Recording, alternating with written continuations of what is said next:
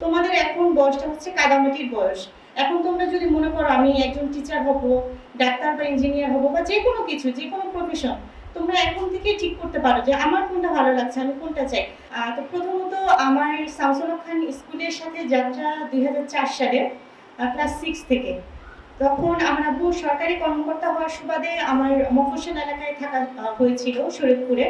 তো মফস্বলের একটা মেয়ে যখন এখন থেকে আরো 24 বছর আগে বা 22 বছর আগে, যখন টেকনোলজি বলতে শুধু বাটন ফোন, তখন শামসুল হক খান স্কুল এত রিনাউন্ড একটা ইনস্টিটিউশনে চান্স পেয়ে মনে হলো যে আকাশ জয় করে ফেলছি।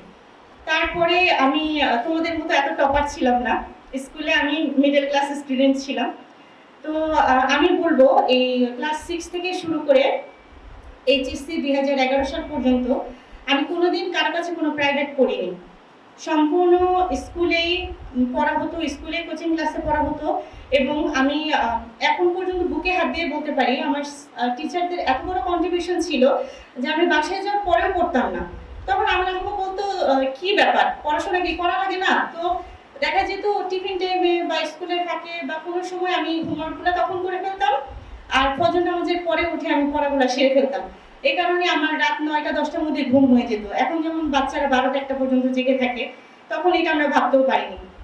কিন্তু তখনও ভাবিনি যে একটা জীবনে এত সাকসেসফুল একটা স্টেজে আসবো, তোমাদের সামনে দাঁড়িয়ে কিছু বলার মতো যোগ্যতা অর্জন করব। তো এটাই হচ্ছে বিষয়। প্রথমত মানুষের সাফল্যের জন্য মেধা লাগে, কিন্তু মেধাই সর্বোচ্চ নয়, এর সাথে অবশ্যই চেষ্টার প্রয়োজন। তোমরা বর্তমানে যেই পজিশনটায় এসেছো, যে অ্যাওয়ার্ডটা পেয়েছো, আমাদের যুগে তো সেই আমাদের অ্যাক্সেসিবিলিটি ছিল না, আমাদের সময় এই অ্যাওয়ার্ডে ছিল না। স্যার এখন নতুন নতুন অনেক অ্যাওয়ার্ড দিচ্ছেন। তো সেই হিসেবে তোমরা এখানে এসেছো। শামসুল হক খানে যার ক্লাসরুম 50, আমি মনে করি সে ক্লাসরুম 5 এর সমতুল্য। কারণ একই মার্ক সব অনেকে পায়, একই মার্ক অনেকে পেয়ে দেখা যায় 10 জন 15 জন পিছনে চলে যায়। সো এখানে যারা টপার, তার মানে তোমরা আসলে অনেক কিছু করার মতো ক্ষমতা রাখো। এখন শুধুমাত্র একটু কনসিস্টেন্সি দরকার, ঠিকমতো পড়াশোনা করা। আর স্যার যে কথাগুলো বললেন, এখন তোমাদের এই বয়সে তোমরা ছেলে মানুষ, হরমোনাল ইস্যু আছে, তোমাদের কাছে মনে হবে যে স্যার এত কিছু বলে, এত কিছু না করলেও কি হয়। কিন্তু একটা মাটি যখন কাদা মাটি থাকে তখন যে কোনো শেপ দেওয়া যায়। যখন মাটিটা শক্ত হয়ে পুতুল হয়ে যায়, সেটাকে কোনো শেপ দেওয়ার জন্য সেটাকে ভাঙতে হয়। তোমাদের এখন বয়সটা হচ্ছে কাদামাটির বয়স। এখন তোমরা যদি মনে করো আমি একজন টিচার হব, ডাক্তার বা ইঞ্জিনিয়ার হব বা যে কোনো কিছু, যে কোনো প্রফেশন, তোমরা এখন থেকে ঠিক করতে পারো যে আমার কোনটা ভালো লাগছে, আমি কোনটা চাই। আমাকে গোল্ড মেডেলিস্ট হয়ে যে ডাক্তারই হতে হবে এরকম না। কেউ যদি চায় খেলোয়াড়ও হতে পারে, সেটা তার পার্সোনাল প্রেফারেন্স। কিন্তু সেই ক্ষেত্রে ফ্যামিলির সাপোর্ট দরকার। এবং তোমাদের জন্য আমি এটা বলবো, যেহেতু তোমরা এখনো ছোট, বোঝার বয়স হয়নি, প্রথমত সবার আগে তোমাদের প্যারেন্টসরা তোমাদের ফার্স্ট গাইড। কখনো বাবা মাকে কোনো বিষয়ে, অনেক বাবা মা আছেন যে হয়তোবা একাডেমিক্যালি এত বেশি উন্নত না, হয়তোবা অনেকে সেই সুযোগই পায়নি। এখন আমাদের যেমন হাই এডুকেশন নেওয়ার সুযোগ আছে, অনেক বাবা মা সেই সুযোগ পায়নি, তারপরেও তারা চায় তার সন্তানরা অনেক হাই লেভেলে যায়। তো কখনো এরকম মনে করবে না যে আমার বাবা মা হয়তো ব্যাকডেটেড, ওরা জানে না, যা বলতেছে বুঝতেছে না। ওনারা অবশ্যই তোমার ভালো চায়। এবং দ্বিতীয়ত আমি বলবো টিচার, কারণ এখন তোমরা বুঝতেছো না।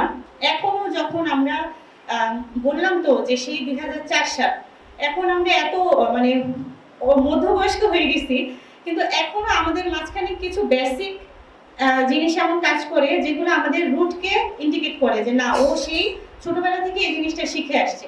এই কারণে শুধু পড়াশোনা নয়, নিয়মানুবর্তিতা, বড়দেরকে শ্রদ্ধা করা, টিচারদের কথা শোনা, বাবা মার কথা শোনা, এগুলো তোমাদের জীবনের অন্যতম লক্ষ্য হওয়া উচিত আমি মনে করি।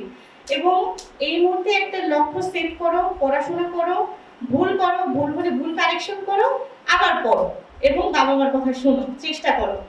আর আমরা হচ্ছি সবাই কখনো এটা মনে করবে না যে আমরা এই রুমে এখন 40 জন আছি, 40 জন হয়তো বা টপার হবো, এরকম না। কেউ হয়তো বা এই 2030-এ একটা কিছু গেইন করবে, কেউ 35-এ গেইন করবে, কিন্তু গেইন কিন্তু আসবে আগে বা পরে। কখনো এটা নিয়ে হতাশ হবে না যে আমার বন্ধু হয়ে গেল, আমার হলো না।